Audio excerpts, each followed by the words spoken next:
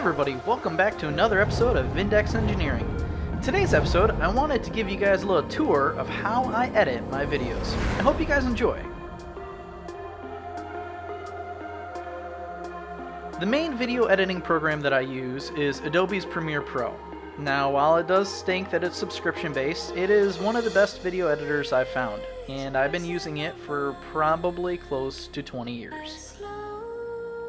After you create your initial project, it gives you the screen here, and you want to choose your media that you're going to use for your video. And here I have my video broken down into the 3 cameras that I used for that shot. So there's different layouts you can choose in Adobe, and so I'm going to be using the editing layout. Once I'm in the editing layout, then I can drag my video into the media, and then I'm going to go through and choose the different audio that I want to use. These are all no copyright audio files that I have, so I can use these without having to pay additional licensing than what I've already paid.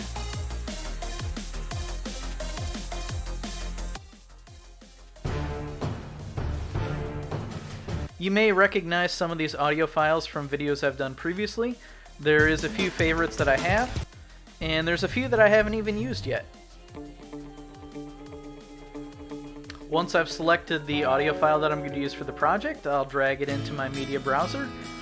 I wasn't quite happy with that first one that I selected, so I'm going to go through and find another one. Sometimes I'll pick out 2 or 3 different ones, and depending on how I want to edit it, or the kind of the theme I want to go with the video, I'll adjust it accordingly to the music. And this was the original audio I was looking for, so I'm going to add that one and then delete the original one that I selected. Now that I have that done, I'm going to go through and add the sequence, which puts the timeline down for it. And then I'm going to add the last 2 video clips, which is for my intro and for my outro. As you can see here, the one is at the end for the extra cards, and then the first one is the one with my introductory to the videos with the tachometer.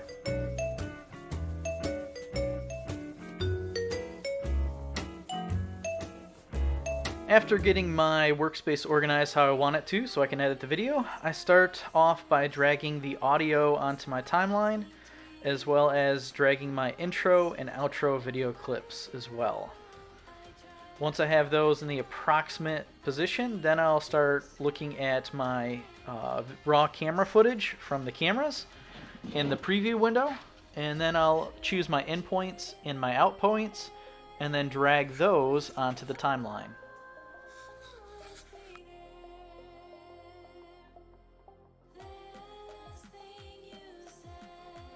I start off with a rough indicator of where I place it on the timeline, and then I'll go through and fine-tune it from there.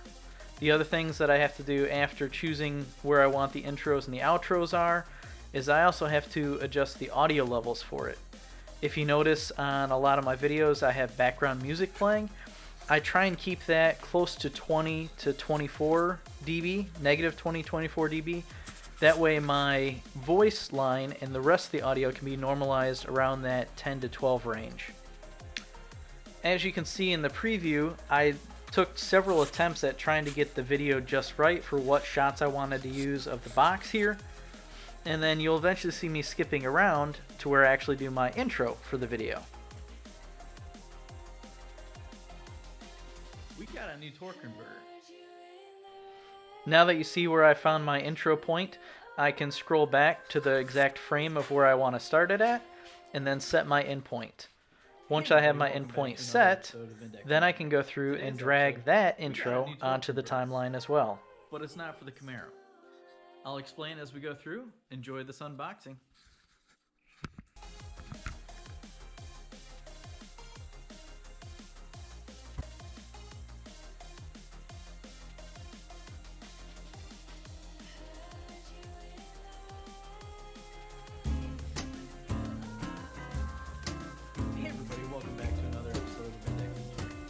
Episode, we got a new torque converter, but it's not for the Camaro. I'll explain as we go through. Enjoy this unboxing.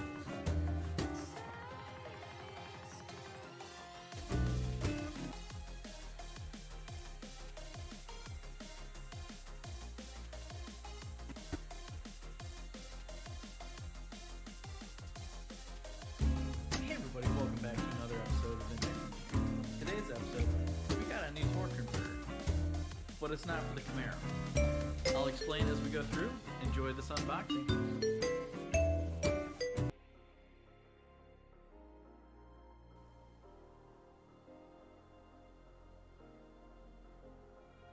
Now that I have the intro on the timeline, I can butt my main logo video up to it, and then I can start going through and selecting the footage I'm going to use from the first camera for the unboxing. This was one of the funner ones that I did because I actually did it with 3 different cameras, and it's one of the ones where you actually have to edit it in a specific way so that you can see the camera coming out from the item's perspective of what it looks like coming out of a box.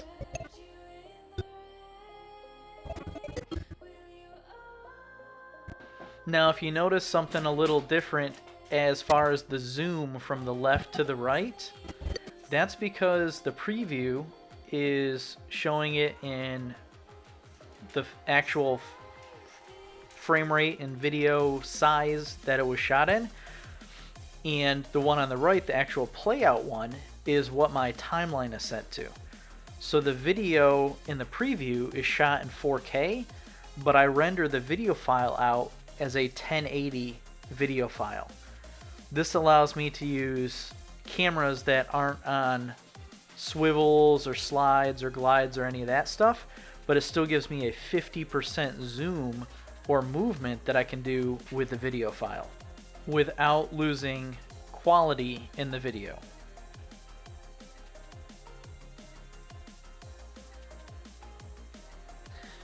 The next thing that I'm doing is I'm going through and adding the video from the other cameras, and I stack these on top of each other. That way I can go through and line them up all to the same time mark, and then I can just cut and choose which section of the video I want to play, and that way I can have a swap between camera 1, camera 2, and camera 3.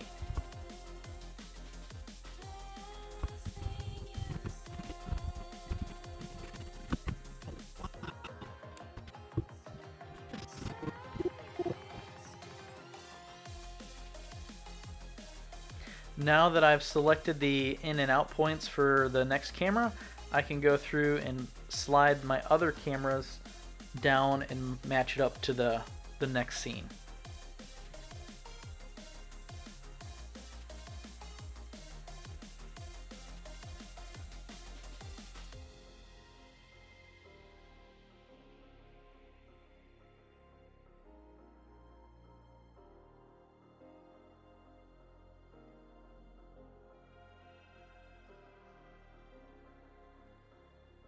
The other thing that I do is once I have the extra camera footage put on the timeline, I'll go ahead and unlink the audio in the video, and I'll remove the audio from the other camera sources.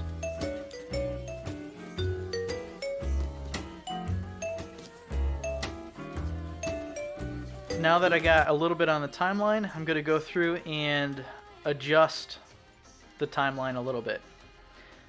You can do it a couple different ways. You can do it either with a cutting tool, where you actually cut the video clip, or you can go through and you can just shrink it down.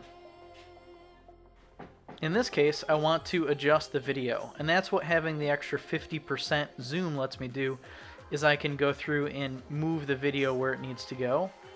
I can then trim it, and then I can start sliding the other stuff up to where I don't have any holes in the video clip.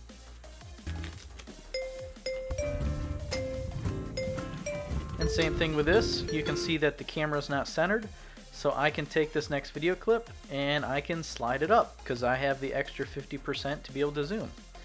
As you can see here, I adjust the zoom and you can see it zooms out, gives it a little bit wider angle on that picture right there. So this next little bit, I'm just going through and fine-tuning these couple of scenes with the first camera. And then in the next little bit, you'll actually see me start to stagger the videos from the other 2 cameras and actually have the different camera shots come into play. Oh wow, this is so cool.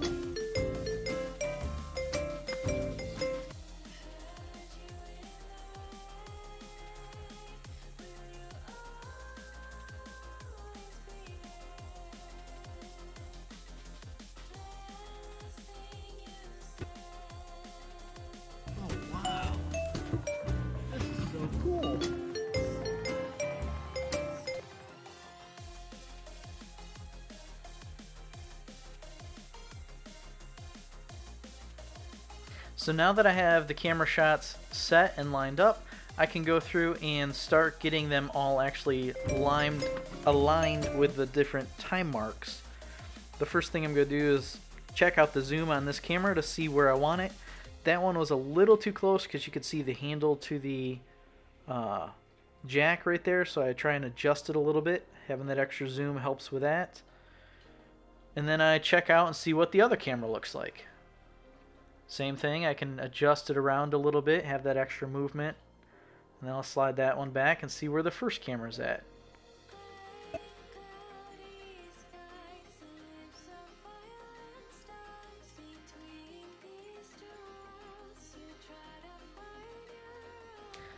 Now that I got the first camera updated and kind of positioned how I want it to go, I can go through and start to check out the different positionings on the other cameras to make sure that everything seems square, that they're not off center, make sure the zoom is how I want them. And then once I have that, then I'm going to try and get them time coded to where the video matches with camera 1. That way, if I hold my finger up on camera 1, 2, or 3, my finger comes up at the exact same time on all 3 cameras. That way I can choose what shots I want for each of the different cameras and not have to worry about, is this one 10 frames off or 15 frames off from another one. I can get them all perfectly time coded and in sync.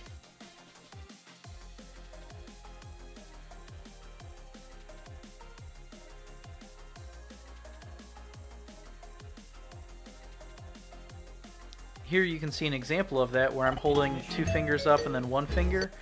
That's where I am making it to where all 3 cameras are synced at the same time, because all 3 cameras can see my hands at that point.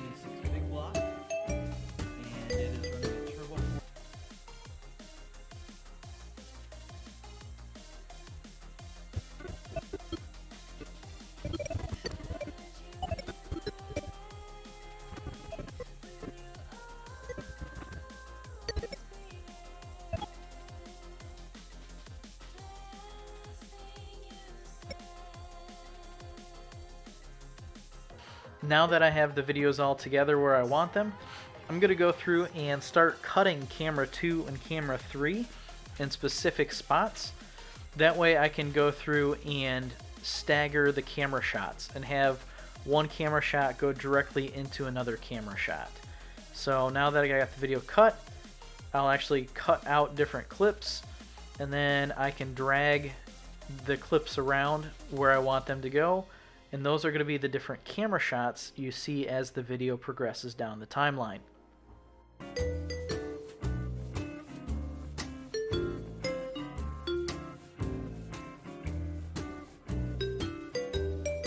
And here you can see that the timing was off on going from camera 3 to camera 2.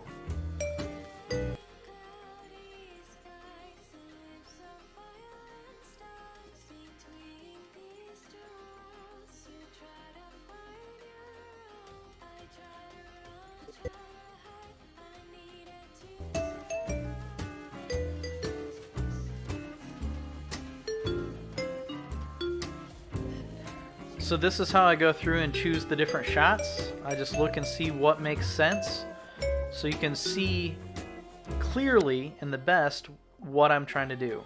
So as you can see there, the timing is still just a little bit off. So I'm going to grab cameras 2 and 3 and I'm going to shift them, and then I'm going to preview it again, and you can tell that I shifted it the wrong direction. So I'm going to pause it there, and then I'm going to shift it back the opposite direction about 3 seconds. And now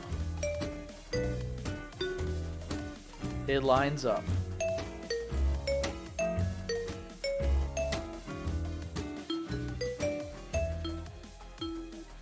And now, since the torque converter that I'm holding is kind of out of the frame and isn't really what you see most of, you pretty much see a little bit of my arm and an empty box, I'm going to shoot around with the different cameras and see if I can find a better picture of the torque converter as I'm holding it.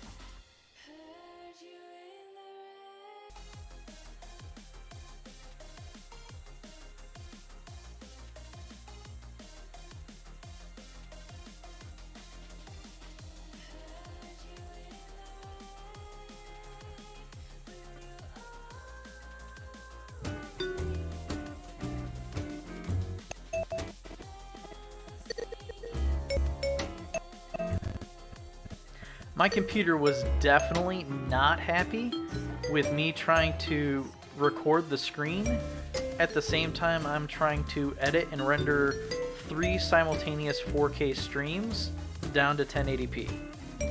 Hence the stuttering on the editing.